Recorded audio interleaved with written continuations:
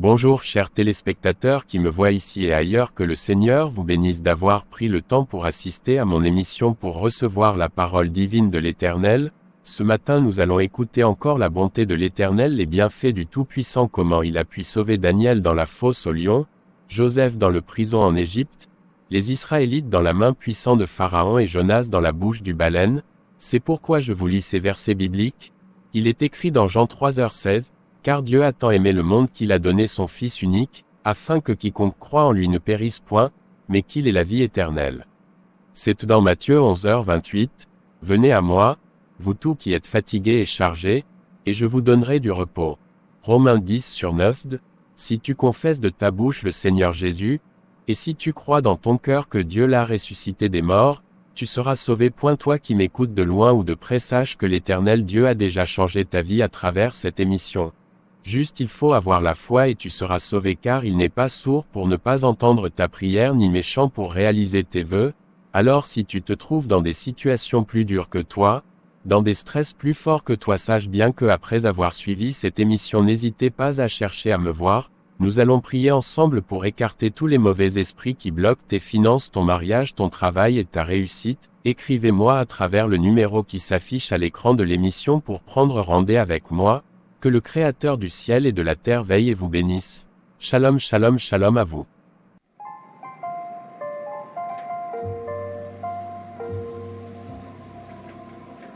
C'est quel pasteur? Est-il vraiment ce genre de pasteur dont j'ai besoin pour ma prophétie?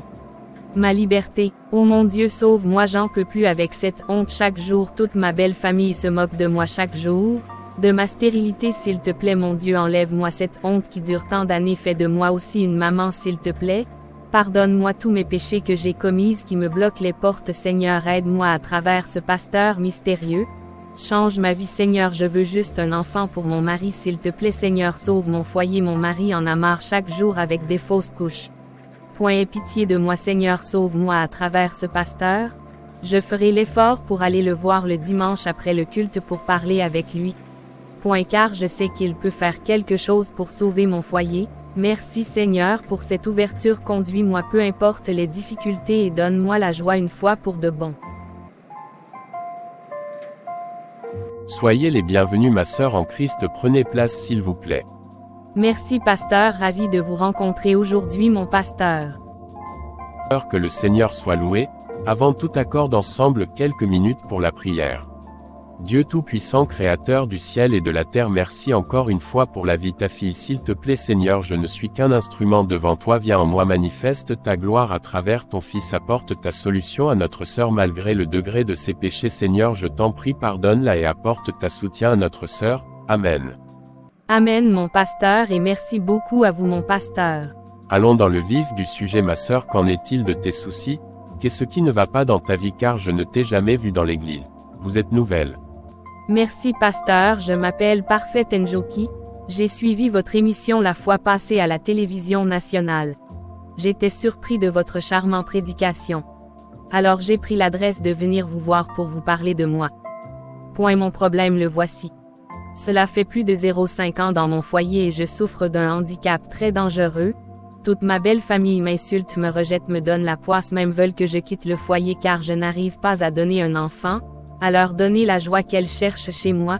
J'ai visité tous les hôpitaux pour mes consultations, les docteurs m'ont dit que je vais bien, tous mes analyses sont exactes mon pasteur. S'il vous plaît pasteur, j'ai besoin de votre aide car je n'en peux plus pasteur, s'il vous plaît. Merci ma sœur, je suis le pasteur Gordon Pascal, le pasteur de cette église. J'ai écouté votre problème et cela n'est qu'un petit souci à Dieu. Mais laisse te dire que après la prière que nous allons faire tout à l'heure, après une semaine tu tomberas enceinte, sois en sûre ma sœur. Mais une chose est vraiment grave chez toi, c'est que tu n'aimes pas donner aux gens. À partir de ce moment, va offrir ce que tu peux à un couple qui ont déjà eu enfant, et fais-le avec un cœur ouvert de soi. Car l'Éternel verra ton cœur avant de te donner ce que tu mérites, et en sortant essaie de faire une offrande avant de partir. À présent je vais prier pour toi. Dieu Tout-Puissant, Dieu de Jacob, de Moïse et d'Abraham, écoute les pleurs de cette dame et souvenez d'elle aux cieux, car c'est un brebis perdu. Aujourd'hui elle a compris sa demeure. Seigneur, je prie pour cette dame qui souffre depuis des années d'une stérilité dans son foyer jusqu'à cela veut la conduire à la ruine. S'il vous plaît Seigneur, sauve-la, protège son foyer. Je prophétise sur elle actuellement qu'après cette prière qu'elle soit enceinte de son mari. Nous voulons entendre de bonnes nouvelles dans son foyer, peu importe les manigances du diable. Seigneur, nous l'avons vaincu au nom de Jésus-Christ de Nazareth. Protège cette dame, évacue tous les maux dans son ventre et remplace tout là-bas par des enfants, Seigneur, au nom puissant de l'Éternel que nous avons prié. Amen, amen et amen. Je me tiens aujourd'hui, le cœur débordant de gratitude et d'émotion. Les mots me manquent presque pour exprimer toute la reconnaissance que Dieu a accomplie dans ma vie à travers le ministère de ce pasteur dépasse toute imagination. Pendant de nombreuses années, j'ai vécu dans le silence de l'attente et dans la douleur d'un ventre vide. Les médecins avaient baissé les bras, et mon cœur était lourd de désespoir.